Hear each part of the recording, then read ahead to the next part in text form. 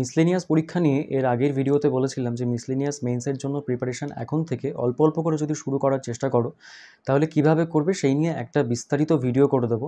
তাই আমি আজকের ভিডিওতে চাইছি সেই বিষয়টা নিয়ে একটা ভিডিও সেই বিষয়টা নিয়ে একটা বিস্তারিত আলোচনা করে দেওয়ার।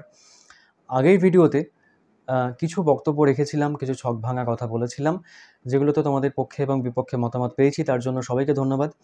আজকের ভিডিওতে আমি চেষ্টা করছি সিলেবাস ধরে এবং কোয়েশ্চেন প্যাটার্ন বিগত বছরগুলোতে যেরকম প্রশ্ন এসেছিল সেগুলো ধরে কিভাবে প্রিপারেশন করবে সেই বিষয়ে একটা অ্যানালিসিস করে দেওয়ার। এবং এখানে কোন বই পড়বে, কোন জায়গা থেকে কি ফলো করবে, কোন সোর্স ফলো করবে, কোন ভিডিও ফলো করতে পারো, সেই বিষয়গুলো নিয়ে একটা একটা রূপরেখা দেওয়ার আমি চেষ্টা করছি। আচ্ছা, আমরা সিলেবাসটাকে ধরেই আলোচনা করব। এখানে আমরা দেখতে পাচ্ছি যে মিসলেনিয়াস 2024-এর যে নোটিফিকেশন বেরিয়েছিল, সেই নোটিফিকেশনটা ডিটেলড নোটিফিকেশন যেটা বেরিয়েছিল, সেই নোটিফিকেশনটা আমি প্রথমে খুলেছি। এখানে আমরা দেখতে পাচ্ছি যে ইংরেজির জন্য পেপার 1 যেটাকে আমরা বলছি ইংরেজির জন্য, এটার জন্য থাকছে আমাদের 150 মার্কস এবং এর জন্য সময় থাকে হচ্ছে 1.5 ঘন্টা সময় থাকে। এবার এখানে যে প্রশ্নগুলো থাকছে, কোনটার জন্য কিভাবে প্রিপারেশন করবো আমি সরাসরি এইখান থেকে আসছি।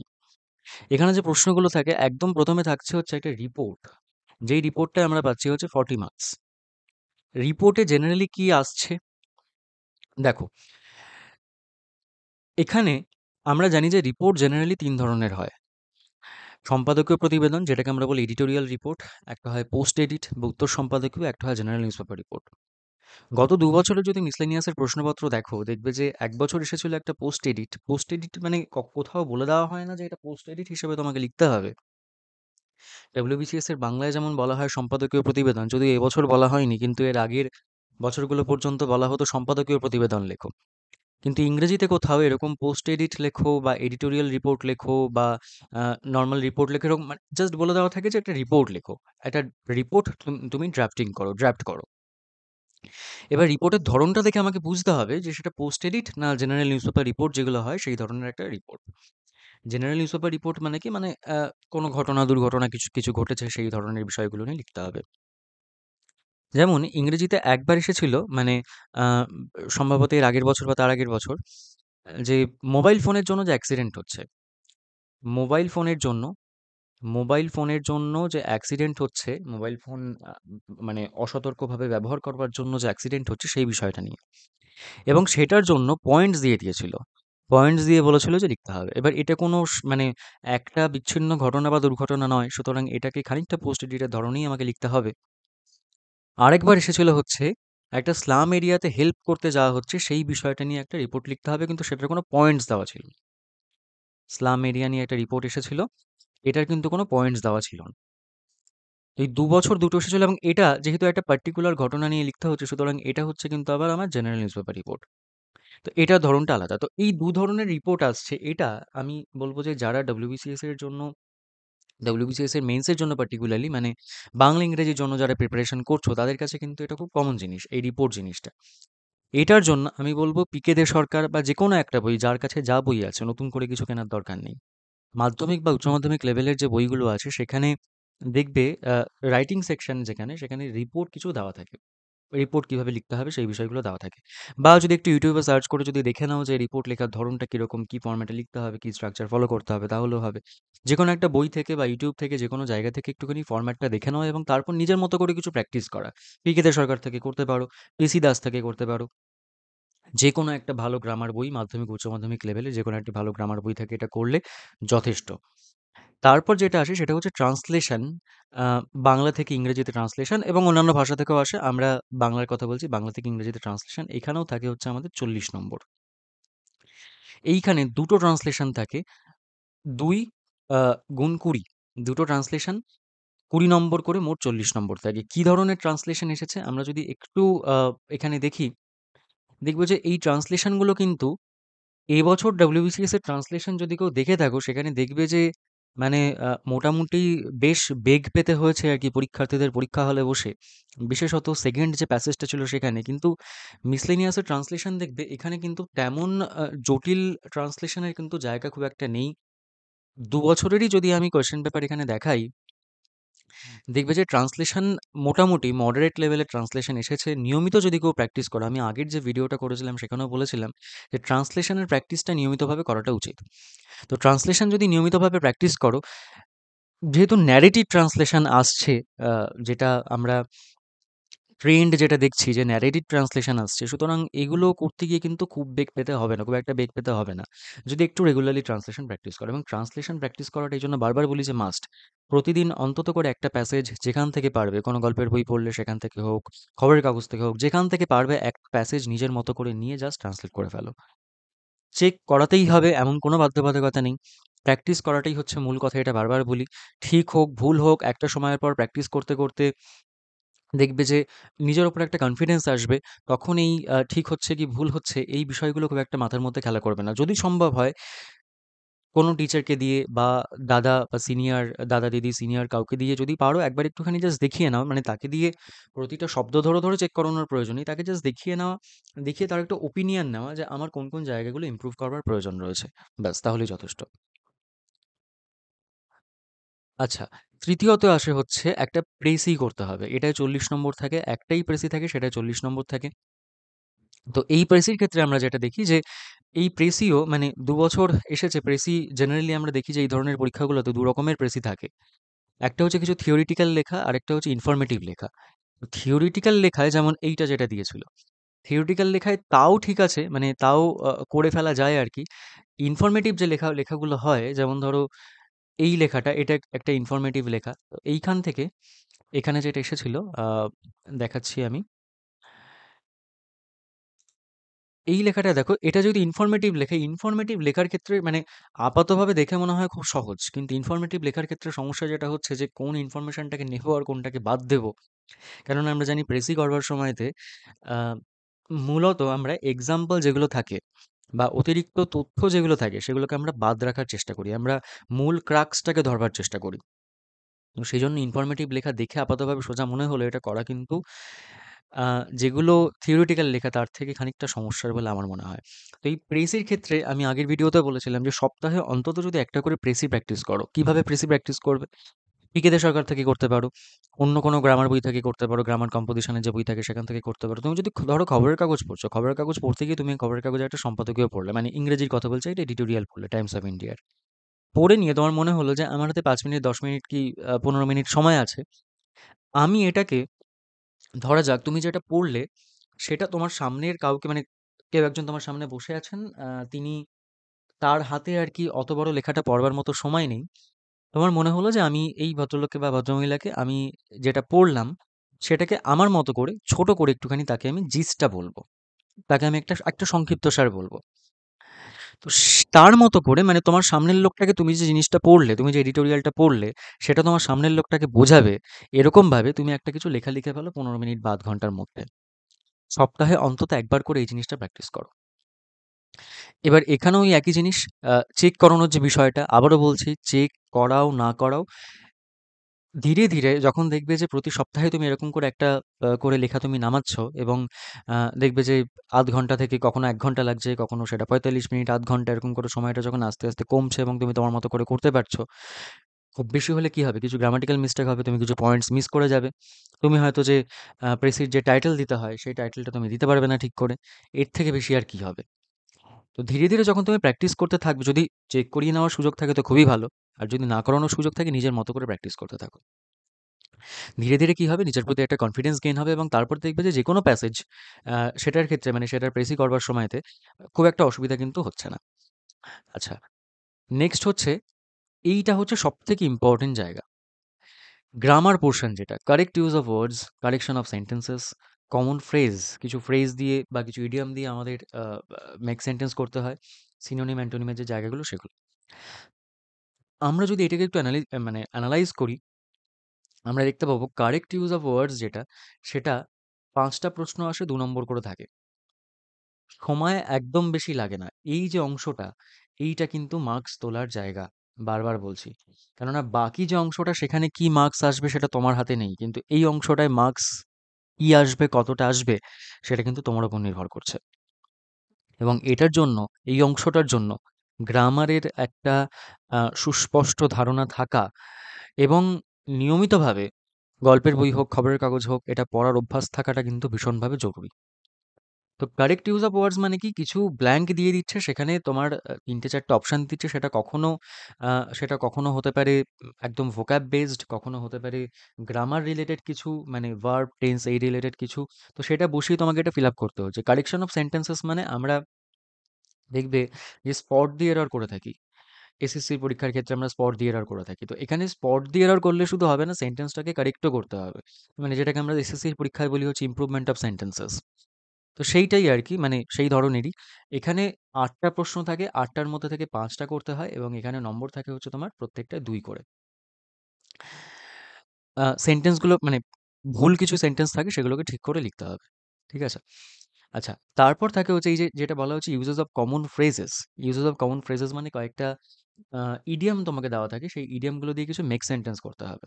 এবং ইডিয়মগুলো একেবারেই আনকমন কিছু ইডিয়ম থাকে না, যেগুলো ধরো আমাদের সামনে ক্লার্কশিপ পরীক্ষা আছে, আমাদের আ এসএসসির পরীক্ষা রয়েছে, যারা পুলিশের পরীক্ষা দিচ্ছ তাদের ক্ষেত্রে সেগুলো রয়েছে। তো এগুলোর জন্য এই যে আমরা ইডিয়ম প্র্যাকটিস করছি, সেটা করলেই যথেষ্ট। মানে যেই ইডিয়মগুলো বিভিন্নবার আমরা দেখছি যে PYQ তে আসছে, প্রিভিয়াস ইয়ার্স কোয়েশ্চেন পেপারে যেগুলোতে আমরা খুঁজে পাচ্ছি, সেইগুলোকে একটু ভালো করে নাও এবং সেগুলোকে কিভাবে সেন্টেন্সে ব্যবহার করা হবে, এইটা একটুখানি দেখে নেওয়া। আ এটার ক্ষেত্রেও আমরা দেখছি যে ৮ টা প্রশ্ন আসছে, তার মধ্যে থেকে ৮ টার থেকে ৫ টা প্রশ্ন করতে হবে এবং এখানে ২ নম্বর করে প্রত্যেকটায় থাকছে। ৫ টার জন্য ২ নম্বর করে থাকছে। সুতরাং ১০ হলো। তাহলে আমরা দেখছি যে এখানে ৪০, এখানে ৪০, এখানে ৪০। মোট হচ্ছে আমার ১২০ এবং এইখানে ১০, ১০, ১০, ৩০। ১২০ আর ৩০ মিলে হচ্ছে ১৫০। এবার যেই কারণে বললাম যে এই টা হচ্ছে কিন্তু ভীষণ ইম্পোর্টেন্ট। এইখানে এই ১০, ১০ এবং ১০ এই ৩০ নম্বরটা কিন্তু একেবারে সম্পূর্ণভাবে ৩০ নম্বরটা তুলে আনা যায় একটুখানি প্র্যাকটিস করলেই এবং মানে গ্রামারের নিয়মিত অনুশীলন করলেই কিন্তু এই জায়গাটা ৩০ নম্বর একদম পুরোপুরি তুলে আনা যায়। কোথা থেকে করবে? এই যে বললাম ইডিয়মস, এটা যেকোনো একটা বই থেকে করতে পারো। তুমি এসপি বক্সী থেকে করতে পারো। তুমি নিতু সিং এর বই থেকে করতে পারো। বা তুমি যদি মনে করো YouTube এ একটু সার্চ করে দেখবে যে বিভিন্ন টিচারদের, প্রমিনেন্ট টিচারদের এরকম ভিডিও পাওয়া যায় যেখানে তারা ইম্পোর্টেন্ট ইডিয়মস যেগুলো, সেগুলোকে কভার করে দিয়েছেন এবং সেগুলো নিয়ে মেক সেন্টেন্স, সেগুলোর মানে ইত্যাদি ভালো করে বুঝিয়ে দিয়েছেন। এবং এই ইডিয়মগুলো করবার সময় আমি আগের দিনের লাইভ ক্লাসে এটা নিয়ে একটু ডিসকাস করছিলাম, মানে YouTube লাইভ ক্লাসে, যে ইডিয়মগুলো যদি একটু আক্ষরিক অর্থ দিয়ে মনে রাখার চেষ্টা করো। শুধু আক্ষরিক অর্থ নয়, তাহলে কি হবে, এগুলো মুখস্থ করতে হবে না। ইডিয়মগুলো একটু আক্ষরিক অর্থ দিয়ে মনে রাখার চেষ্টা করো এবং তার সঙ্গে একটা ইডিয়ম দিয়ে, তোমার বইতে একটা সেন্টেন্স রয়েছে, সেই সেন্টেন্সটাকে মুখস্থ না করে তুমি চেষ্টা করো বইতে একটা সেন্টেন্স রয়েছে, তুমি তোমার মতো করে আরো ২ টো সেন্টেন্স মনে, মনে বানানোর। যদি খাতায় লিখে করতে পারো তো খুবই ভালো, কিন্তু খাতায় লিখে করবার যদি সময় না থাকে, তাহলে মনে, মনে অন্তত ২ টো সেন্টেন্স প্রত্যেকটা ইডিয়ম দিয়ে বানিয়ে নাও। বইয়ে যে সেন্টেন্সটা আছে তার বাইরে গিয়ে।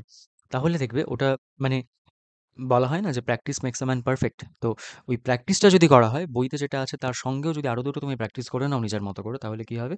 এটা তোমার মানে এই ইডিয়ামটা মনে রাখার যে প্রসেসটা, সেটাকে আরো ত্বরান্বিত করবে। তো এই গেল হচ্ছে ইংরেজির পোরশন। এখানে কি, কি ধরনের জিনিসপত্র এসছে আমরা একটুখানি জাস্ট দেখিয়ে দিই। দেখো, এখানে আম রিপোর্টের কথা তো বললাম, এখানে হিন্টস দেওয়া ছিল। দেখো, এই যে সেন্টেন্সগুলো এসেছে, যেখানে মানে fill in the blank করতে হচ্ছে আমাকে। দেখো, পিওরলি ভার্ব থেকে, ভার্বের ব্যবহার কিরকম হচ্ছে তার উপর নির্ভর করে আমাকে করতে হচ্ছে। সেম জিনিস ভার্বের ব্যবহার, সেম জিনিস ভার্বের ব্যবহার। এখানে ভার্বের ব্যবহার নয়, অ্যাডভার্বের ব্যবহার। অর্থাৎ আমরা বলতে পারি যে খানিকটা ভোকাব থেকে বা খানিকটা গ্রামারের আইডিয়াও বলা যেতে পারে এখানে। এইখানেও সেম জিনিস। দেখো, খুব একটা কঠিন কিছু নয়। এগুলো একটু ট্রাই করলেই সম্ভব। মানে একটু মোটামুটি যদি গ্রামারের প্র্যাকটিস নিয়মিতভাবে থাকে, যেমন ধরো ক্লার্কশিপে ৩০ নম্বরের ইংরেজি থাকছে, তার জন্য নিশ্চয়ই তোমরা গ্রামার প্র্যাকটিস করছো। যারা এসএসসি পরীক্ষা দিচ্ছ তারা নিশ্চয়ই গ্রামার প্র্যাকটিস করছো। তো একটু মোটামুটি গ্রামারের সেন্স যদি থাকে, তাহলে এগুলো করা কিন্তু কোনো ব্যাপার নয়। এইখানে আমরা দেখি এই বছরের প্রশ্নে কি এসেছে। দেখো, সেম জিনিস, ভার্ব থেকে বেশিরভাগ অংশটা আসছে। ভার্ব থেকে, ভার্ব থেকে, ভার্ব থেকে, ভার্ব থেকে, ভার্ব টেন্স, এই জায়গাগুলো থেকে কিন্তু বেশিরভাগ অংশটা আসছে। ক্লার্কশিপের জন্য ইংলিশের একটা অ্যানালিসিস ভিডিও আমি করে দিয়েছিলাম ৮ মাস আগে, যখন ক্লার্কশিপের ফর্ম বেরিয়েছিল সেই সময়তে। তো সেখানে আমি এটা ডিসকাস করেছিলাম যে ক্লার্কশিপের প্যাটার্নও যদি আমরা লক্ষ্য করি, সেখানে দেখবো যে ভার্ব এবং টেন্স থেকে কিন্তু প্রতিটা ক্লার্কশিপই অন্তত করে ৩টে, ৪টে, ৫টা করে প্রশ্ন আসছে। সুতরাং এই জায়গাটা করা আমাদের জন্য ভীষণভাবে ইম্পর্টেন্ট। এখানেও দেখো, যদি তোমার মানে ওই আইডিয়াটা থাকে, সেটার উপর বেস করে তুমি ১০ নম্বর কিন্তু তুলে ফেলতে পারছো। যদি আমরা আম আমি এখানে আর ওই কারেক্ট দ্য ফলোইং সেন্টেন্সেস দেখাচ্ছি না। আমি যদি এখানে ফ্রেজগুলো দেখাই, স্যাট অন দ্য ফেন্স মানে সিটিং অন দ্য ফেন্স যেটাকে আমরা বলি। Once in a blue moon, কখনো কখনো, come rain or shine, take it with a pinch of salt. দেখো একদম মানে যে খুব কমন যে ফ্রেজগুলো, খুব কমন যে ইডিয়মগুলো, সেগুলোই কিন্তু আমরা এখানে দেখতে পাচ্ছি। এসএসসির ক্ষেত্রে আমরা কখনো, কখনো দেখি যে কিছু ইডিয়াম এমন দেয় যেগুলো আমরা কোনো বইতেই পড়িনি, কোথাও দেখিনি খুব একটা। মানে সেগুলোর ব্যবহার হয়তো একটু আধুনিক মানে ব্যবহার সেগুলোর রয়েছে। খবরের কাগজে বা বিভিন্ন জায়গায় সেগুলো দেখা যায়। কিন্তু পুরোনো যে বইপত্রগুলো সেগুলোতে কিন্তু সেগুলোর ব্যবহার খুব একটা দেখা যায় না। সেরকম কিছু এসএসসিতে আমরা রেয়ারলি আসতে দেখি, কিন্তু আসতে দেখি। এখানে কিন্তু সেরকম একটাও পাবে না। যেমন ধরো এখানে একটা টেক আফটার হচ্ছে একটা ফ্রেজাল ভার্ব। একটা ফ্রেজাল ভার্ব দিয়ে এসেছে। তো আচ্ছা এই প্রসঙ্গে বলি, ফ্রেজাল ভার্বের একটা লিস্ট আমার টেলিগ্রাম এবং হোয়াটসঅ্যাপ গ্রুপগুলোতে দেওয়া আছে। ৮১টা ফ্রেজাল ভার্বের একটা লিস্ট। তো সেটা করলে মিসলেনিয়াস বা যেকোনো পরীক্ষার জন্য সেটা এনাফ। মিসলেনিয়াসের জন্য সেটা করতে পারো। সেখানে এই টেক আফটার যেমন রয়েছে, তো এইগুলো পিকচার পারফেক্ট। তুমি যদি এটা নাও পড়ে থাকো, মানে তুমি যদি ইডিয়ামসের লিস্টে কোথাও নাও পড়ো, এই পিকচার পারফেক্ট কথাটা আমরা বিভিন্ন জায়গায় শুনে থাকি। যে সে এমনভাবে কাজটা করলো বা এমনভাবে জিনিসটাকে সাজালো, এটা পুরো পিকচার পারফেক্ট।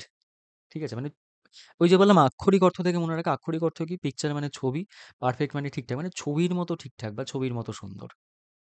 ঠিক আছে? মানে আমি একদম একটা একটা কি বলবো? একটা অ্যাব্রাপ্ট ওয়েতে আরকি জিনিসটাকে মানে মিনিংটাকে বলার চেষ্টা করলাম।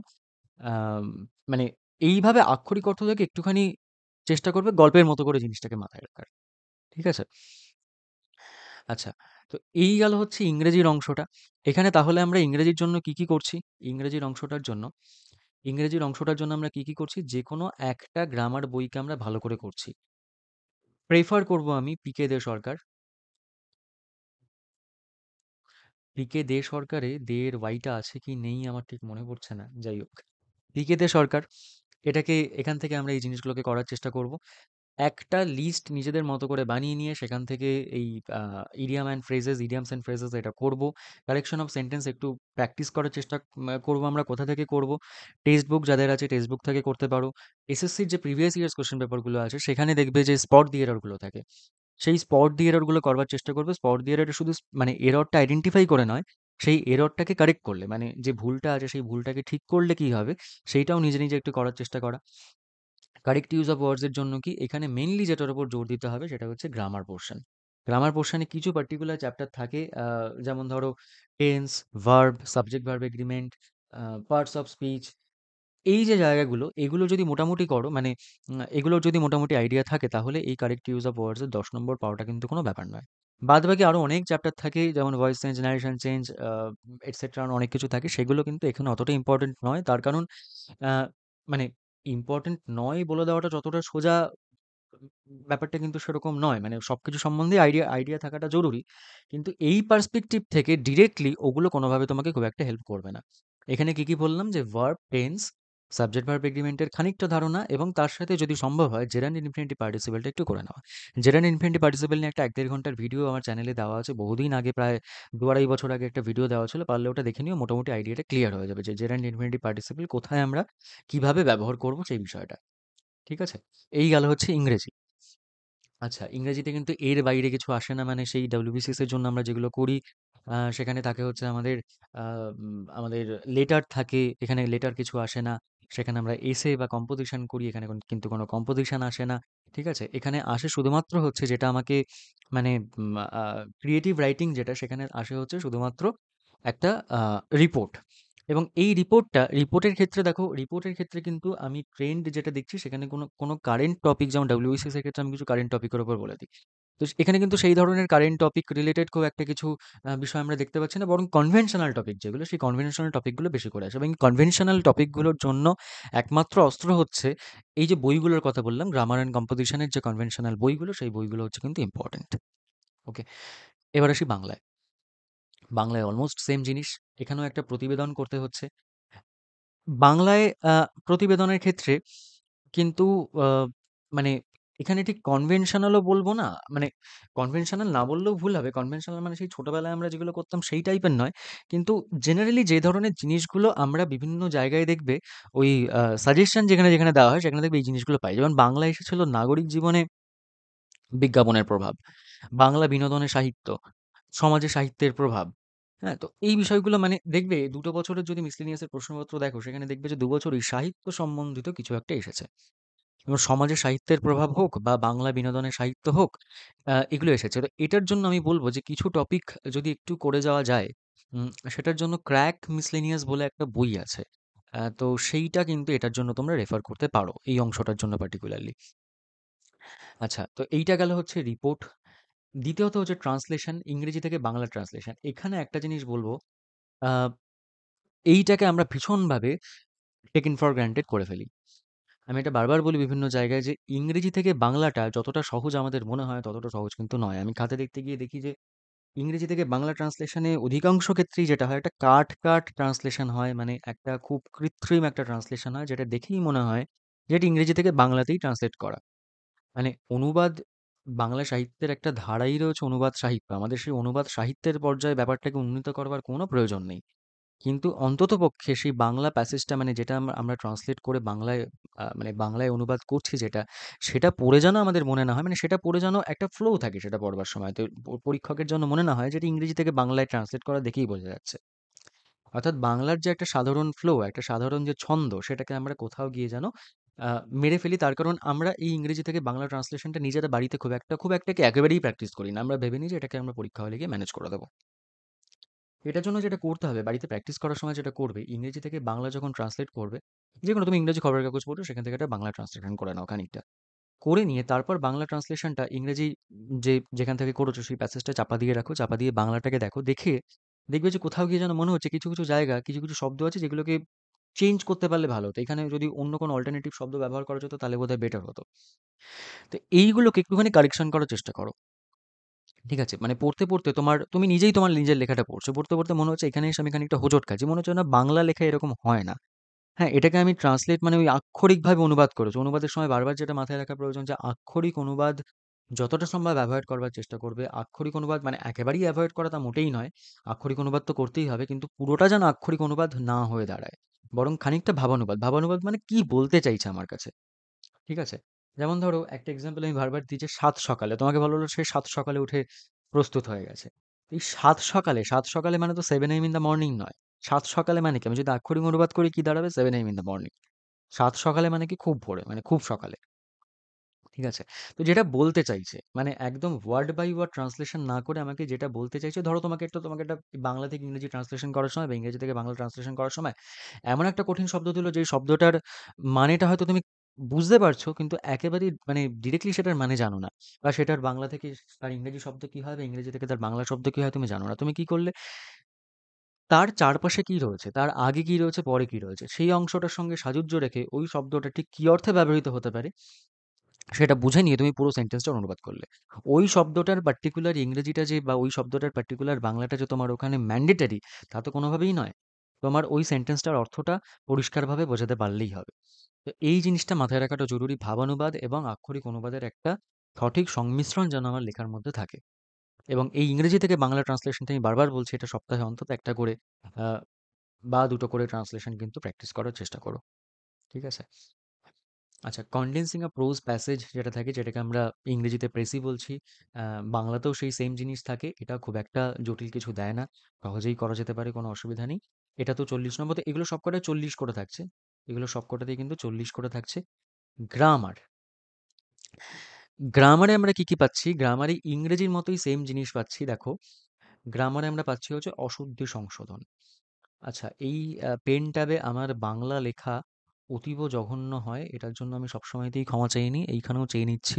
হ্যাঁ, একটু মানে বুঝে নিও। অশুদ্ধি সংশোধন থাকে হচ্ছে ২ গুণ ৫, ১০ নম্বর। ৫ টা থাকে ২ নম্বর করে। আচ্ছা, দ্বিতীয়ত হচ্ছে এক কথায় প্রকাশ। এক কথায় প্রকাশ। এক কথায় প্রকাশ আ সেইম জিনিস। এখানেও থাকে হচ্ছে আমরা ছোটবেলায় যেই এক কথায় প্রকাশ করে এসেছি। ৫ টা থাকে ২ নম্বর করে। প্রবাদ, প্রবচন যেগুলো থাকে, আমরা বাংলায় যেটা প্রবাদ প্রবচন বলি, ইংরেজিতে ইডিয়মস যেটাকে বলছি, সেই প্রবাদ প্রবচনেও কিন্তু ৫ টা প্রশ্ন থাকছে ২ নম্বর করে। এইখানেও একই কথা বলছি, ১০, ১০, ১০। মোট যে ৩০ নম্বর এখানে আমরা পাচ্ছি, এই ৩০ নম্বরটা একেবারে ৩০ এ ৩০ তোলা সম্ভব। অশুদ্ধি সংশোধন মানে কি? কিছু বানান দেয়। কিছু বানান ভুল বানান হিসাবে সেগুলো দিয়ে দেয়, সেগুলোকে সঠিক করতে বলা হয়। তো এইগুলোর জন্য না একটু মানে আমি বারবার ওই বানানের কথা বলি যে চোখ সেট হওয়াটা ভীষণভাবে প্রয়োজন বানানের ক্ষেত্রে। তুমি যতই নিয়ম মুখস্থ করো, মানে এখন তো তোমার পক্ষেই নত্যবিধান, সত্যবিধান, হ্যাঁ, বানান বিধি যেগুলো সেগুলো মুখস্থ করা সম্ভব নয়। তার কারণ আরো প্রচুর পড়াশোনা রয়েছে, সেগুলো বাদ দিয়ে গেলে করা সম্ভব নয়। তার জন্য যেটা সবসময় বলি যে আনন্দবাজার পড়াটা তো নিয়মিত জরুরি জিএস পোর্শনের জন্য। এবং এই বানানে চোখ সেট হওয়াটা, এটাও কিন্তু তোমার সমানভাবে এই খবরের কাগজ বা গল্পের বই পড়ার যে অভ্যাসটা, অন্তত খবরের কাগজ পড়ার যে অভ্যাসটা, এটা কিন্তু তোমার এই বানানের ক্ষেত্রে ভীষণভাবে হেল্প করবে। তাছাড়া ফেসবুক বা ইউটিউবে বাংলা ও বাংলার প্রকৃতি বলে একটা চ্যানেল আছে। আহ, একজন এক ভদ্রমহিলা আছেন বয়স্কা, সম্ভবত বানান ঠাকুমা বা এরকম কিছু একটা নাম। তো এরা নিয়মিত যেটা করেন, বিভিন্ন বানান নিয়ে, যে যে বানানগুলো নিয়ে আমাদের কনফিউশন হয়, সেই বানানগুলো নিয়ে নিয়মিত এরা কিছু ভিডিও পাবলিশ করে থাকেন। আমার মনে হয় যদি, আচ্ছা, আরএস ক্রিয়েশন সম্ভবত আরেকটা নাম আছে একটি চ্যানেলের। তো এই চ্যানেলগুলোকে যদি ফলো করো, দেখবে এরা মাঝে মধ্যেই এরকম কিছু টুকটাক বানান নিয়ে ডিসকাস করেন আর কি। তো সেখান থেকেও কিন্তু তোমাদের একটা ধারণা হবে, মানে এগুলো তো কোনো ডিরেক্ট সোর্স নয়, এগুলোকে বলা যায় এক প্রকার ইনডিরেক্ট সোর্স। কিন্তু এই মুহূর্তে আমাদের, ধরো তোমাকে বললাম যে তুমি এখন পবিত্র সরকারের বানানবিধির বই নিয়ে বা নীরেন্দ্রনাথ চক্রবর্তীর বানানবিধির বই নিয়ে তুমি পুরো পুরো বইটাকে পড়ে ফেলো এবং মুখস্থ করো, এই তো কারোর পক্ষে পসিবল নয়। 10 নম্বরের জন্য এই জিনিসটা করা কারোর পক্ষে পসিবল নয়। আমরা মানে এই যে ভিডিও দেখার কথা বলছি, এগুলো কি হবে, এগুলো এক প্রকার খানিকটা রিলিফ দেবে পড়াশোনার মাঝখানে। আবার সাথে সাথে টাইমটা যে একেবারে ওয়েস্টেজ হলো তাও নয়, এটা তোমাকে খানিকটা পড়াশোনার ক্ষেত্রে ইনডিরেক্টলি হেল্পও করলো। ঠিক আছে? আচ্ছা, এক কথায় প্রকাশ, এটা যেকোনো একটা বই থেকে যদি আম সেই মানে মাধ্যমিক, উচ্চ মাধ্যমিক লেভেলে যেকোনো একটা বই থেকে, এখানে আমি প্রেফার করব বামনদেব চক্রবর্তীর, একটা খুব ভালো বই আছে, বাংলা ব্যাকরণ বই। একটু সার্চ করলেই পাবে। দ্য বামনদেব চক্রবর্তীর বইটা পড়তে পারো। কারো যদি 10-12 লেভেলের যেকোনো বই থাকে, সেখানে এই পিছনে যে এক কথায় প্রকাশের লিস্ট দেওয়া থাকে, তো সেরকম একটা লিস্ট থেকে একটুখানি পড়ে নিলেই হবে। আর এগুলোর ক্ষেত্রে না দেখবে যেগুলো দেয় সেখানে এক কথায় প্রকাশ, যেমন ধরো একবার এসেছিল, আমি আর কোশ্চেন পেপারটায় যাচ্ছি না, একবার এসেছিল যে যার মা বাবা নেই, এটার জন্য কি এক কথায় প্রকাশের মানে কোনো লিস্ট মুখস্থ করার প্রয়োজন রয়েছে? একেবারেই নেই। অনাথ। ঠিক আছে, যার মা বাবা নেই, অনাথ। এই ধরনের মানে যেগুলো আসে তার মধ্যে দেখবে যে ম্যাক্সিমামটাই তুমি এমনিই করতে পারছো। দু একটা যেগুলো পারছো না, যেগুলো হয়তো পরীক্ষা হলে বসে খানিকটা সময় নষ্ট হবে ভাবার ক্ষেত্রে, সেগুলোর জন্য আমরা মামন্তী চক্রবর্তীর বই ফলো করতে পারি, বা কারোর কাছে যদি ক্লাস 10 বা 12 লেভেলের যে কোনো মানে বাংলা ব্যাকরণ বই থাকে সেটা ফলো করতে পারো। সেটার পিছনে এক কথায় প্রকাশের লিস্ট যেটা আছে, প্রবাদ প্রবচনের যে লিস্ট আছে, সেগুলো দেখে নিয়ে একটুখানি পড়ে নিলেই সেটা যথেষ্ট। ঠিক আছে? তাহলে এই গেল হচ্ছে আমাদের বাংলা এবং ইংরেজি। বাংলা এবং ইংরেজির ক্ষেত্রে আমরা সবসময় জানি যে একটা সার্বিক প্রিপারেশন সবসময় দরকার। মানে একটা ওই মিসলেনিয়াসের রেজাল্ট বেরোলো এবং তারপরে ১ মাসের একটা প্রিপারেশন করলাম, তাতে করে তো হয় না। সার্বিক প্রিপারেশন মানে কি? আমি আগের ভিডিওতে বলেছিলাম যে এখন থেকে অন্তত নিয়মিত একটা ট্রান্সলেশন প্র্যাকটিস করা, কখনো একটা প্রেসি প্র্যাকটিস করা। আ এই যে যেগুলো বলছি, এইগুলো ধরো তোমার কোনো একটা ভাই বোন কেউ রয়েছে, তার কাছে একটা বাংলা ব্যাকরণ বই রয়েছে। তাকে বললে যে, "তোর বইটা দে, একটু পিছন থেকে আমি ওগুলো স্ক্যান করে নিই।" স্ক্যান করে নিয়ে একটা পিডিএফ নিলে মাঝে, মাঝে এগুলো এগুলো একটু দেখলে। যে ভিডিওগুলোর কথা বললাম সেগুলো একটু মাঝে, মাঝে খুলে দেখলে। ঠিক আছে? কখনো, কখনো একটা রিপোর্ট প্র্যাকটিস করলে, বাংলায় একটা রিপোর্ট লিখলে। ইংরেজি খবরের কাগজ, বাংলা খবরের কাগজ যেরকম বলেছি, অন্তত বাংলা খবরের কাগজটা সেটা একটু নিয়মিত পড়লে। তো প্রতিদিন অন্তত ০.৫ ঘন্টা ৪৫ মিনিট যদি সময় এখানে তুমি ব্যয় করো, এই প্রিপারেশনটার জন্য, বাংলা ইংরেজি প্রিপারেশনের জন্য কিন্তু সেটা যথেষ্ট। এই মুহূর্তে দাঁড়িয়ে। কেন আমি এই মুহূর্তে দাঁড়িয়ে বলছি? কেননা আগের ভিডিওতে এই বিষয়ে বিস্তারিত আলোচনা করেছি। সামনে ক্লার্কশিপ ইত্যাদি পরীক্ষাগুলো রয়েছে। এখন সেগুলোর জন্য খাটাটা হচ্ছে মানে সেটা এখন অগ্রাধিকার পাওয়া উচিত। এই পরীক্ষাগুলো হয়ে গেলেও আমার মনে হয় মিসেলিনিয়াসের জন্য, মানে মিসলেনিয়াসের মেইনসের জন্য আমরা অন্তত আরো মিনিমাম ২ মাস সময় পাবো। ডব্লিউবিসিএস ইত্যাদিগুলো হওয়ার পরে আরো অন্তত ২ মাস সময় পাবো। তো সেই ২ মাসে আরো বেশ খানিকটা সময় বাড়িয়ে নিয়ে দিনে অন্তত ১.৫-২ ঘন্টা এই প্রিপারেশনের জন্য সময় দিলে সেটা বোধহয় অনেকটা বেশি আরো কার্যকরী হবে। ঠিক আছে? এবার আমরা আসি মূল যে জায়গাটা, যেটা হচ্ছে জিএস পোরশন, জিএস এবং ম্যাথ। দেখো, এই জিএস এবং ম্যাথ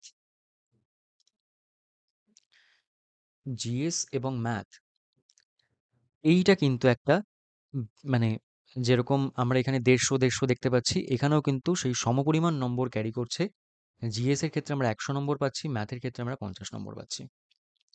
যাদের ক্ষেত্রে বাংলা ইংরাজি ভালো তাদের ক্ষেত্রে এই জায়গাটা একটুখানি দুর্বল হলেও অসুবিধা হয় না। আবার যাদের ক্ষেত্রে বাংলা ইংরাজি খানিকটা দুর্বল তাদের ক্ষেত্রে কিন্তু জিএস এবং ম্যাথটা মানে রক্ষাকর্তা হিসাবে কাজ করবে আর কি এখানে। ম্যাথটা যেহেতু 50 নম্বরের, আমি আগে ম্যাথের প্রসঙ্গে আসি, তারপরে আমি জিএস এর প্রসঙ্গে আসছি। কেননা জিএস মিসলেনিয়াসের যে জিএস পোর্শনটা সেটা বেশ ভাস্ট একটা জায়গা। ম্যাথের ক্ষেত্রে 15টা অঙ্ক থাকে, 15টা অঙ্কের মধ্যে থেকে আমাদের 10টা অঙ্ক করতে হয় এবং প্রত্যেকটার ক্ষেত্রে 5 নম্বর করে থাকে। এইখানে যেটা বলি, এই ম্যাথগুলো কিন্তু কোনোভাবেই সে একটা অপশন সিলেক্ট করে আমাকে উত্তর দিতে হচ্ছে এমসিকিউর ক্ষেত্রে সেই জিনিস নয়, অর্থাৎ শর্টকাট যে প্রসেস আমরা অবলম্বন করি সেটা নয়। ক্লাস 8, 9, 10 আমরা যেভাবে অঙ্ক করতাম, পাটিগণিত করতাম, সোজা কথায় যেভাবে পাটিগণিত করতাম মনে আছে, লিখে লিখে করতাম, সেই স্টেপ জাম্প হলে আমাদের মানে স্কুলের স্যারেরা নম্বর কাটতেন, তারপর আমরা স্যারকে গিয়ে বলতাম যে স্যার নম্বর কেন কাটলেন, এই নিয়ে সব চলতো টলতো আর কি, মনে মানে যেগুলো মনে পড়ে আর কি আমাদের স্কুল লাইফের কথা। তো সেই জিনিসটা কিন্তু এই মিসলেনিয়াসে আবার ফিরে আসতে চলেছে। এখানে যেটা বলা হচ্ছে ডেসক্রিপটিভ ম্যাথ। ডেসক্রিপটিভ ম্যাথ মানে কি, তোমাকে পুরোটা লিখে করতে হবে, স্টেপ বাই স্টেপ তোমাকে পুরোটা দেখিয়ে করতে হবে। এবং এখানেও কিন্তু সেই স্টেপ জাম্পের জন্য নম্বর কাটার প্রভিশন রয়েছে, মানে নম্বর কাটার জায়গা রয়েছে। সেই স্কুল লাইফের যে জিনিসগুলো আমরা ফেলে এসেছি সেগুলো এখানে আবার সেগুলো স্বাদ আমরা পেতে চলেছি। কি ধরনের অঙ্ক আসে, এমন কিছু মানে সেই খুব অ্যাডভান্স লেভেলের যে অঙ্ক-টঙ্ক সেসব কিচ্ছু নয়। কিছু চ্যাপ্টারের কথা আমি পার্টিকুলারলি বলছি, আর এখানে কিন্তু পরিষ্কার বলা থাকে অ্যারিথমেটিক। অ্যারিথমেটিকের ক্ষেত্রে কিছু পার্টিকুলার চ্যাপ্টারের কথা বলছি, যেমন ধরো percentage, percentage, pipe and cistern, average, um time and work, আচ্ছা, profit and loss, mixed and alligation, simplification. মোটামুটি এই চ্যাপ্টারগুলো থেকে যদি একটু প্রিভিয়াস ইয়ার্সগুলো দেখো, দেখবে যে মোটামুটি এই চ্যাপ্টারগুলো থেকে বেশিরভাগ অংশটা এসেছে। এগুলো করলেই এই যে 15র মধ্যে 10টা যে অঙ্কের কথা বলা হচ্ছে, এটা অনায়াসে করা সম্ভব। এবং এখান থেকেও যদি তুমি সিম্পলিফিকেশনের অংশটা যদি বাদও দাও, এখান থেকে তুমি যদি সিম্পলিফিকেশনের অঙ্কটা বাদও দাও, মানে সিম্পলিফিকেশনের পোর্শনটা তুমি যদি বাদও দাও, শুধু এই অংশটা থেকেই কিন্তু আহ 10টা অঙ্ক করে আসাটা মোটামুটি পসিবল। খানিকটা রিস্ক হয়ে যায়, কিন্তু পসিবল। ঠিক আছে? আর সিম্পলিফিকেশনকে যদি ধরে নেওয়া হয় সঙ্গে, তাহলে কিন্তু 10টা অঙ্ক অনায়াসে করা যাবে। 15টার মধ্যে 10টা অঙ্ক অনায়াসে করা যাবে। সিম্পলিফিকেশনের ক্ষেত্রেও কিন্তু আমরা যেরকম সেই পরীক্ষা হলে কিছু মানে মেন্টাল ক্যালকুলেশন কিছু করি, সেই বিষয়গুলো কিন্তু এখানে একেবারে নয়। এখানে সিম্পলিফিকেশনটা স্টেপ বাই স্টেপ করে দেখাতে হবে। ওকে? এর জন্য আমরা কি করব? আমরা অন্যান্য পরীক্ষার জন্য যে অঙ্ক প্র্যাকটিস করছি, যেভাবে অঙ্ক করছি সবই ঠিক আছে। তার সঙ্গে যেটা করব, 8, 9, 10 এর আ বই, অঙ্কের বই যদি কারোর থেকে পাওয়া সম্ভব হয়, পার্টিকুলারলি পুরোনো সিলেবাসের বইয়ের কথা বলবো। এখনকার সিলেবাসের বইগুলোতে অঙ্কের থেকে গল্প বেশি থাকে। তো যদিও সেটা এক প্রকার মানে আমি এটাকে মোটেই সমালোচনা করছি না। আমি মানে জাস্ট কথার কথা এটা বলছি। তো সেজন্য পুরোনো সিলেবাসের যদি বই, নিজেরই ছোটবেলায় যদি বই পাওয়া সম্ভব হয়, তাহলে সেখানে দেখবে ঠিক যেভাবে আমরা অঙ্কগুলো করতাম, যেভাবে করে দেওয়া থাকতো, ঠিক সেইভাবে একটু প্র্যাকটিস করার চেষ্টা করো। এই যে চ্যাপ্টারগুলো, এই চ্যাপ্টারগুলো তো সবই আমাদের 8, 9, 10 এর বিভিন্ন চ্যাপ্টার। তো সেইখান থেকে এই চ্যাপ্টারগুলো খুঁজে বের করে সেখানে আমরা যেভাবে সলভ করতাম, সেইভাবে এই অঙ্কগুলোকে সলভ করবার চেষ্টা করো। মানে এখন আমরা অন্য পরীক্ষার জন্য যে অঙ্ক করে থাকি, সেই অঙ্কগুলোকেই ওই পদ্ধতিতে সলভ করার চেষ্টা করো। এটাই হচ্ছে উপায়, আর কিচ্ছু না। ঠিক আছে? এই গেল হচ্ছে 50 নম্বরের অঙ্ক। এইখানে কিন্তু 45 থেকে 50 তোলাটা খুবই মানে আমি খুবই সহজ বলে জিনিসটাকে ছোট করব না মোটেই। তবে 45 থেকে 50 তোলাটা কিন্তু এমন কিছু কঠিন বিষয়ও নয়। এটা কিন্তু তোলা সম্ভব। ওকে? তো এই প্র্যাকটিসটা শুরু করো। আ যদি সম্ভব হয় এখন থেকে। আদারওয়াইজ অঙ্ক তো আমরা অন্যান্য পরীক্ষার জন্য করি। আমাদের WBCS প্রিলি আসছে, সেটার জন্য আমরা অঙ্ক করছি। আমাদের ক্লার্কশিপ প্রিলি আসছে, সেটার জন্য আমরা অঙ্ক করছি। সবকিছুর জন্যই আমরা অঙ্ক করছি। তারপরে যে ২ মাস সময় থাকবে, সেই সময় খানিকটা ডেসক্রিপটিভ করে নেওয়া যাবে। অঙ্কগুলো তো আমরা ভুলে যাচ্ছি না। অঙ্কগুলো তো সেমই। সলভ করবার যে পদ্ধতি, সেটা তো একই থাকছে। শুধুমাত্র আমাকে একটু বিস্তারিত লিখে করতে হচ্ছে। আর এখানে আমি খানিকটা মেন্টাল ক্যালকুলেশন, আ খানিকটা আমি রাফ ওয়ার্ক করে আরকি সেটা সলিউশন করছি। এই হচ্ছে তফাৎ। এবার আসি জিএস এ। এইটা কিন্তু সবথেকে মানে ডিসাইডিং ফ্যাক্টর যেটা হয়ে যায় পরীক্ষার ক্ষেত্রে, মিসলেনিয়াস মেইনস এর ক্ষেত্রে, সেটা কিন্তু হচ্ছে জিএস পোর্শনটা। জিএস এর ক্ষেত্রে আমরা দেখব যে যে অংশটার উপর সবথেকে বেশি ফোকাস সেটা হচ্ছে জিকে এবং তার সঙ্গে সিএ। জিকে এবং সিএ কারেন্ট অ্যাফেয়ার্স, ঠিক আছে? এর মধ্যেও কিছু কিছু পার্টিকুলার জিনিসের উপর বেশি জোর দেওয়া হয়। আমি আসছি সেগুলোতে কি কি থাকে, কিভাবে এটার মার্কস ডিস্ট্রিবিউশনটা হয়। একটা 20 নম্বরের প্রশ্ন থাকে এবং 4টে প্রশ্নের মধ্যে তোমাকে 2টো প্রশ্ন করতে হয় 15 নম্বর করে। তাহলে এই যে 50টা নম্বর থাকে, এই 50টা নম্বর কিন্তু বেশ ভাইটাল। এখানে কে কতটা নম্বর তুলতে পারবে তার উপর কোথাও গিয়ে মানে সেটা কোথাও গিয়ে একটা ডিসাইডিং ফ্যাক্টর হিসাবে কাজ করে। যদি মানে বাকি জায়গাগুলো সম্বন্ধে, বাকি যে পোর্শনগুলো আমি করছি সেগুলো সম্বন্ধে যদি আটমোস্ট কনফিডেন্স না থাকে, তাহলে কোথাও গিয়ে এটা একটা ডিসাইডিং ফ্যাক্টর হিসাবে কাজ করবে। এই যে ৩টে প্রশ্নের উত্তর আমাকে লিখতে হচ্ছে, এটা কিন্তু ডেসক্রিপটিভ লিখতে হচ্ছে। কিভাবে লিখতে হচ্ছে? এখানে কি ধরনের টপিকগুলো আসে? মূলত যেগুলো সাম্প্রতিক সময়ে চর্চার মধ্যে রয়েছে, মূলত সেই জিনিসগুলো। যেমন ধরো কোনোবার আমরা দেখতে পাচ্ছি ওয়ান বেল্ট ওয়ান রোড এসছে, আয়ুষ্মান ভারত এসছে, কোভিড নিয়ে লেখা এসছে, ইউএন ক্লাইমেট চেঞ্জ কনফারেন্স যেটা হচ্ছে সেটা নিয়ে লেখা এসছে, এমএসপি মিনিমাম সাপোর্ট প্রাইস যেটা যেটা নিয়ে পরবর্তীতে যে বিষয়টা নিয়ে কৃষক আন্দোলন হয়েছে, তো এই বিষয়গুলো নিয়ে লেখা এসছে।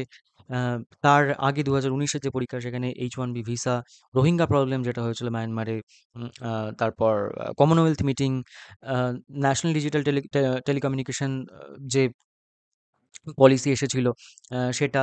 তো এইগুলো এইগুলো নিয়ে আমরা দেখতে পাচ্ছি, মানে যেগুলো সেই সময়, মানে সেই সময়ে সাম্প্রতিক সময়ে চর্চার মধ্যে রয়েছে, যেগুলো নিয়ে সরি, যেগুলো নিয়ে আলোচনা হচ্ছে, আমরা যেগুলো নিয়ে দেখতে পাচ্ছি বিভিন্ন মিডিয়াতে হোক, খবরের কাগজে হোক, নিয়মিত যেগুলো নিয়ে লেখাপত্র দেখতে পাচ্ছি, এই বিষয়গুলো কিন্তু রেডি করে রাখাটা জরুরি। কিভাবে রেডি করবে? আপাতত এখন থেকে কি করবে? এখন থেকে হচ্ছে দেখো, জি জিকে বা কারেন্ট অ্যাফেয়ার্স তো আমরা বিভিন্ন জায়গা থেকে রেডি করি। সেটা যেভাবে করছো অবজেক্টিভ সেভাবে করতে পারো। তার সঙ্গে কিছু চ্যানেল, যেমন ধরো স্টাডি আইকিউতে দেখবে রেগুলারলি কারেন্ট টপিক বা কারেন্ট ইভেন্টস যেগুলো সেগুলো নিয়ে ভিডিও দেওয়া হয়। তো স্টাডি আইকিউর এই ভিডিওগুলো মেটিকুলাসলি দেখো এখন থেকে। মেটিকুলাসলি এই ভিডিওগুলোকে স্টাডি করার চেষ্টা করো। যদি প্রয়োজন হয় সেখান থেকে নোটস বানানোর চেষ্টা করো। প্রতিটা ভিডিওর ক্ষেত্রে নোটস বানানোর চেষ্টা করো।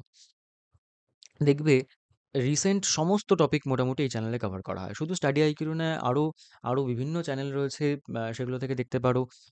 অনেক অনেক মানে বিভিন্নজন বিভিন্ন রকম চ্যানেল দেখো, এবং এখন এই বিষয়গুলো নিয়ে আগে এই চ্যানেলগুলো যথেষ্ট অভাব ছিল, এখন কিন্তু প্রচুর চ্যানেল এসে গেছে। তো আমি বলব যে একটা বিষয় নিয়ে বিভিন্ন ভিডিও না দেখে বরং পার্টিকুলারলি যদি একটা দুটো চ্যানেলের মধ্যে যার যেটা পছন্দ সেরকম একটা দুটো জায়গার মধ্যে যদি সীমাবদ্ধ থাকা যায়, তাহলে সময়টাও কম নষ্ট হবে এবং প্রিপারেশনটা অনেক বেশি কনসাইজ হবে।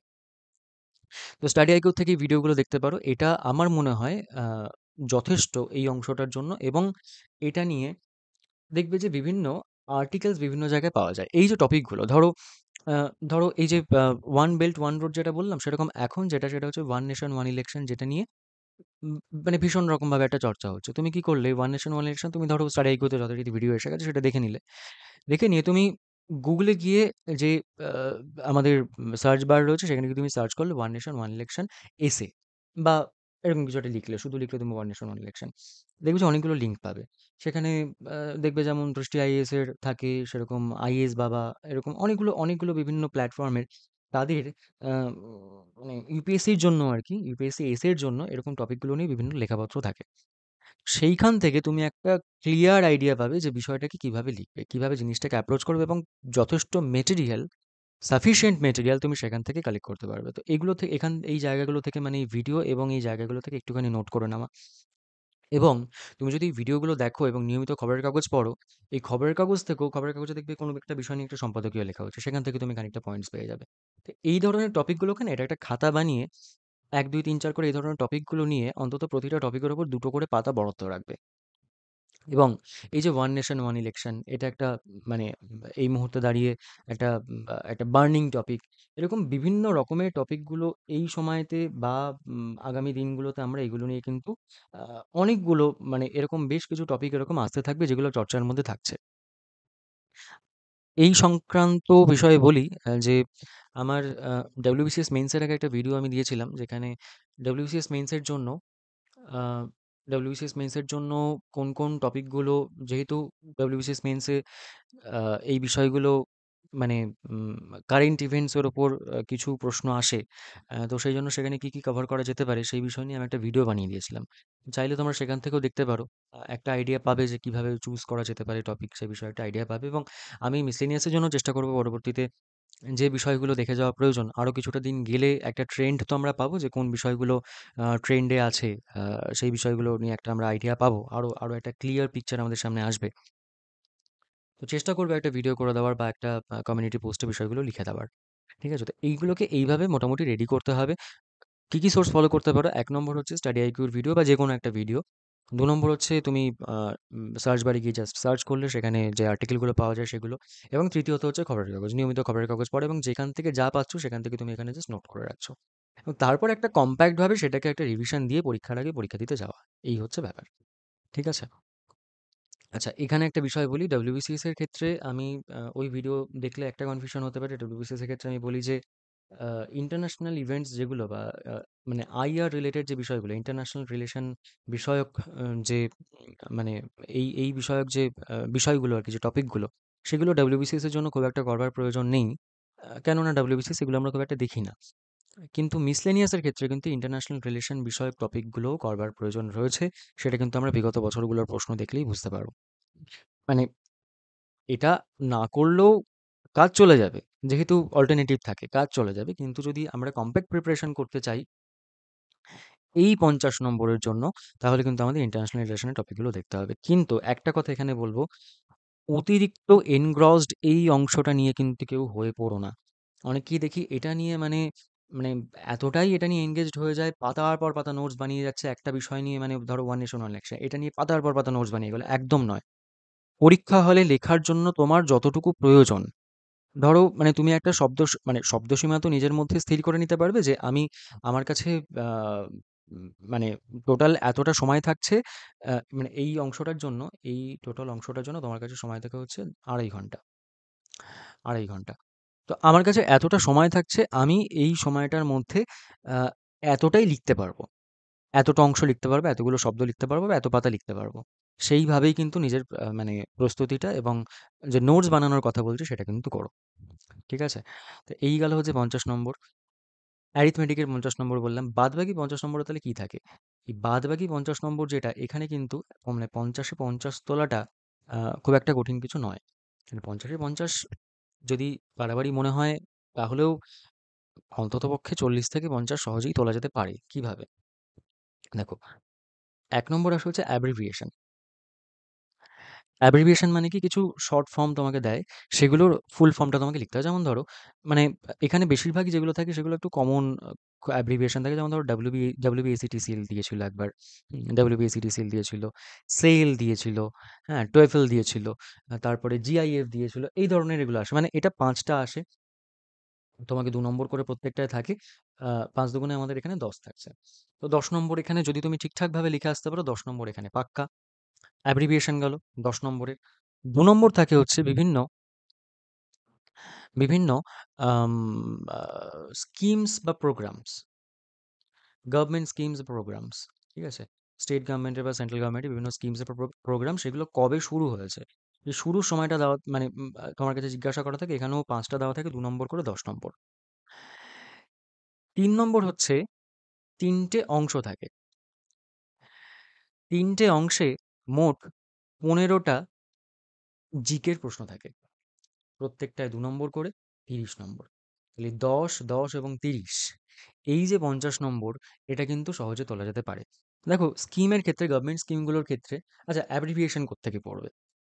জিকে রিলেটেড অ্যাব্রিভিয়েশন যেকোনো, মানে আ একটু ইউটিউবে সার্চ করলে দেখবে প্রচুর জি এর টিচার আছেন, মানে জিএস এর টিচার আছেন, তারা এই অ্যাব্রিভিয়েশন নিয়ে আলাদা, আলাদা ভিডিও করে রেখেছেন। তো সেখান থেকে পড়তে পারো অ্যাব্রিভিয়েশন গুলো। হ্যাঁ? মানে এটা এটা একেবারেই যে খুব unknown কিছু আসছে বা আনকমন কিছু আসছে সেটা একেবারেই নয়। কমন জিনিসপত্রই আসে। স্কিমের ক্ষেত্রে বলি, গভর্নমেন্ট স্কিমের ক্ষেত্রে পশ্চিমবঙ্গের মানে তুমি একটু এতে সার্চ করে দেখবে, গুগলে সার্চ করে, এগুলো গুগলে সার্চ করে সব পেয়ে যাবে। গুগলে সার্চ করে দেখবে যে ওয়েস্ট বেঙ্গলের যে গভর্নমেন্ট স্কিমগুলো আছে, সেগুলো রিলেটেড সরকারি ওয়েবসাইটেই পাবে। সরকারি ওয়েবসাইটে ঢুকে দেখতে পারো যে গভর্নমেন্ট স্কিমগুলো কোনটা কবে শুরু হয়েছে, একটা জায়গায় নোট করে নেওয়া পরপর সবগুলো।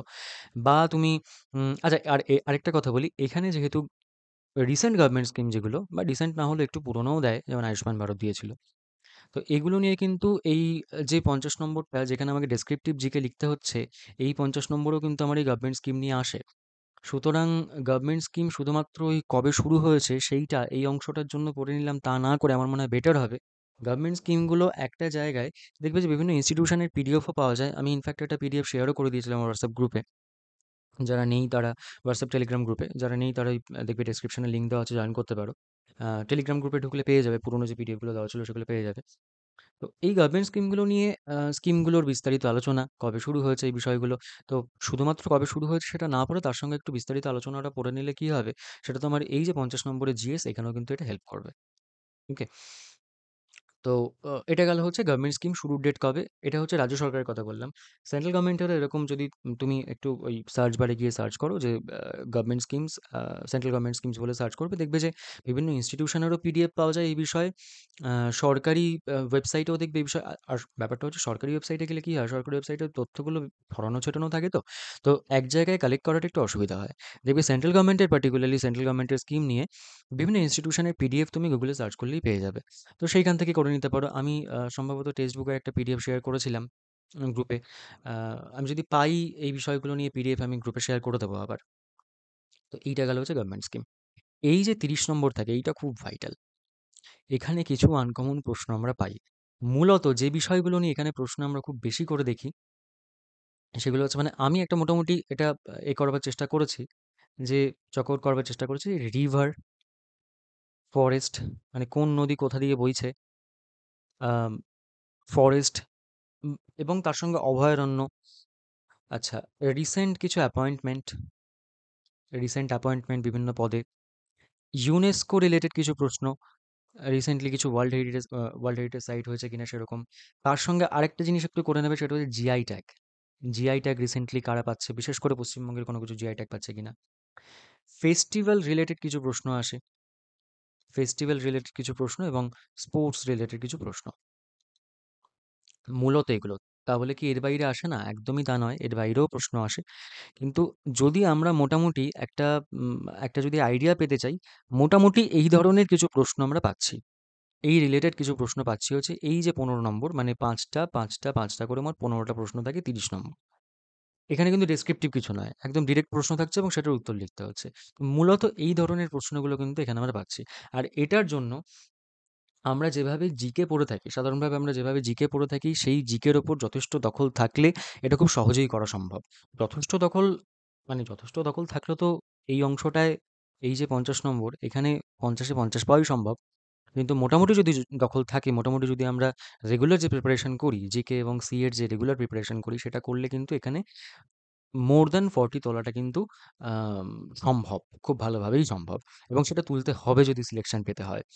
তো সেই জন্য জিকে এবং সিএ এই অংশটা, আ সেটা তুমি মানে যেকোনো বই থেকে করতে পারো।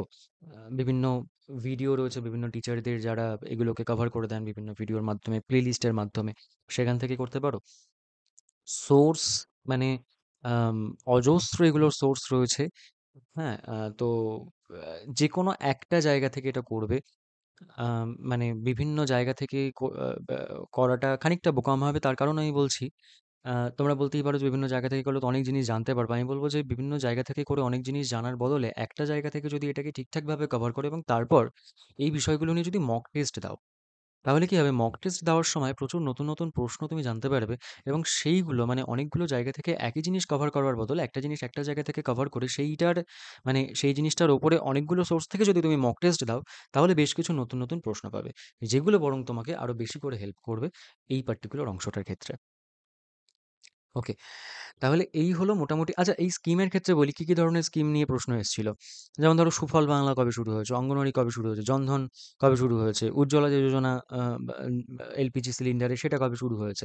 হ্যাঁ, এই বিষয়গুলো নিয়ে প্রশ্ন এসেছিল। উম, আরেকটা জিনিস এখানে খুব ইম্পর্টেন্ট, সেটা বলে দিই যে ল্যাঙ্গুয়েজটা কিন্তু খুব গুরুত্বপূর্ণ।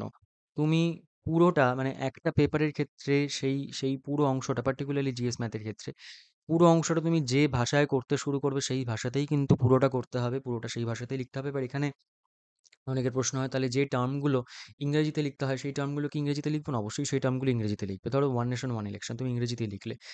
লেখাটা, মূল লেখাটা তুমি বাংলায় লিখলে। সেখানে তুমি অবশ্যই লিখতে পারো 'এক দেশ এক নির্বাচন' এইভাবে অবশ্যই লিখতে পারো। কিন্তু তুমি যে ভাষায় স্বচ্ছন্দ, এমন যেন না হয় যে ইংরেজিতে লিখলে বেশি নম্বর দেবে, বাংলায় কম নম্বর দেবে, সেই WBCS অপশনাল এর মতো। বিষয়টা একদমই সেরকম নয়। বরং তুমি কতটা সুন্দর করে জিনিসটাকে প্রেজেন্ট করতে পারছো সেটা হচ্ছে গুরুত্বপূর্ণ। তাই যে ভাষায় লিখবে ১ম থেকে শেষ পর্যন্ত একই ভাষায় লিখবে। যেমন অ্যাব্রিভিয়েশন এর ক্ষেত্রে। অ্যাব্রিভিয়েশন এর ক্ষেত্রে কি এটাকে বাংলায় লিখবে? WBCTS এটার ফুল ফর্মটা কি বাংলায় লিখবে? একদমই না, এটার ফুল ফর্ম তো ইংরেজিতেই লিখতে হবে। ধরো যে নাম্বারগুলো, অনেকের প্রশ্ন থাকে যে এই যে কবে শুরু হয়েছে, এখানে যে সালটা লিখবো সেটা কি বাংলায় লিখতে হবে? না, এগুলো তো ইংরেজিতে করাই যেতে পারে। আমরা ছোটবেলায় এসে অঙ্ক করতাম কিরকম? ক্লাস 6 থেকে আমরা অঙ্ক করতাম যে সবটা বাংলায় লিখতাম, নাম্বারগুলো ইংরেজিতে লিখতাম। কিন্তু নাম্বারগুলো ইংরেজিতে লেখা যেতেই পারে। এগুলো একদম মানে এগুলো কমন সেন্স। এগুলো আমরা ইংরেজিতে করতেই পারি। কিন্তু সাধারণভাবে মূল যে লেখাটা সেটাকে আমরা কিন্তু বাংলায় লিখলে পুরোটা বাংলায়, ইংরেজিতে লিখলে পুরোটা ইংরেজিতে। মিক্স কিন্তু জিনিসটাকে করা যাবে না। এটা কিন্তু একদম ক্লিয়ার কাট ইনস্ট্রাকশন। আরেকটা জিনিস, WBCS এর ক্ষেত্রে এটা বলা থাকে না, মিসলেনিয়াসে কিন্তু বলা থাকে যে 10% মার্কস ডিডাকশন হবে বাংলা, ইংরেজি বা অন্য কোনো জায়গায়। তুমি যদি কোথাও তোমার আইডেন্টিটি রিভিল করো, তোমার নাম, ঠিকানা ইত্যাদি কোথাও যদি রিভিল করো, 10% মার্কস ডিডাকশন কিন্তু হবে। WBCS এটা বলা থাকে না, কিন্তু করা হয় বলেই সবার ধারণা। মিসলেনিয়াসে কিন্তু পরিষ্কার এটা নোটিফিকেশনে বলা থাকে এবং আমরা জানি এগুলো করা উচিতও নয়। আমরা XYZ ইত্যাদি দিয়ে নাম ঠিকানার জায়গায় XYZ এগুলো দিয়ে আমরা মানে করে থাকি আরকি। তো সেটাই হচ্ছে উপযুক্ত পদ্ধতি। এরকম কিছু আনসার শিটে মানে পরীক্ষায় কিছু আনসার শিট মানে আনসার লেখার ক্ষেত্রে আরকি। ওকে? তো মোটামুটি এই জিনিসগুলোকে মাথায় রাখতে হবে। আর যতটা সম্ভব আমি এখানে ডিসকাস করে দেওয়ার চেষ্টা করলাম যে কোন, কোন সোর্সগুলো ফলো করবে। আরেকবার একটু আমি এই জায়গাটুকুকে সাম আপ করে দিই। এখানে আমরা ফলো করছি হচ্ছে স্টাডি আইকিউ ফলো করছি। আমরা Google সার্চ বার যেটা মানে Google সার্চ ইঞ্জিন যেটা সেটাকে আমরা ফলো করছি এখানে। এখানে আমরা ফলো করছি হচ্ছে ডেইলি নিউজ পেপার যেটা সেই অংশ সেটা ফলো করছি। অ্যাব্রিভিয়েশন, এই অ্যাব্রিভিয়েশন এবং ৩ নম্বরে যেটা থাকছে, এর জন্য আমরা জিকে যে যেখান থেকে করছো, যে সোর্স থেকে অলরেডি করছো সেখান থেকেই করবে। নতুন করে কিছু করার দরকার নেই। আ ভিডিওর কথা বললাম এখানে। এখানে বই যে যেখান থেকে করছো সে সেখান থেকে করবে জিকের ক্ষেত্রে। আচ্ছা, আ এবং মকটা কিন্তু ভীষণ গুরুত্বপূর্ণ, পার্টিকুলারলি এই অংশটার ক্ষেত্রে বলছি। স্কিমস এর ক্ষেত্রে যেটা বললাম, গভর্নমেন্ট স্কিমস গুলো বিভিন্ন ওয়েবসাইট বা বিভিন্ন ইনস্টিটিউশনের কম্প্যাক্ট নোটস পাওয়া যায়। এই বিষয়টা নিয়ে মানে পিডিএফ পাওয়া যায়। সেখান থেকে করে নিতে হবে। তাহলে কিন্তু জিএস পোরশনটা পুরোটা কভার হয়ে যাবে। ঠিক আছে? আর আমি আমরা চেষ্টা করছি যে আ সামনেই হয়তো একটা আ এরকম মানে ইংরেজি, আ math, GK, GS, current affairs এই বিষয়টা কম্প্যাক্ট কিছু ক্লাস আসতে চলেছে। সেটার অ্যানাউন্সমেন্ট খুব শিগগির আসবে। তো সেখানে আমরা চেষ্টা করছি মিসলেনিয়াসের যে জিএস পোরশনটা সেটাকে সেখানে ইনক্লুডেড রাখার আমরা চেষ্টা করছি। দেখা যাক কি হয়। খুব শিগগির অ্যানাউন্সমেন্ট আসছে। চলো, তাহলে আপাতত এইটুকুই। সামনের পরীক্ষাগুলোর জন্য ভালো করে প্রিপারেশন নাও। আর এখন থেকে যদি টুকটাক করে প্রিপারেশন শুরু করতে চাও, তাহলে মোটামুটি একটা রূপরেখা দেওয়ার চেষ্টা করলাম, একটা ব্লুপ্রিন্ট দেওয়ার চেষ্টা করলাম। চাইলে এভাবে করতে পারো। ওকে? আর যেকোনো সাজেশন কমেন্ট বক্সে স্বাগত। ধন্যবাদ। ভালো থেকো সবাই।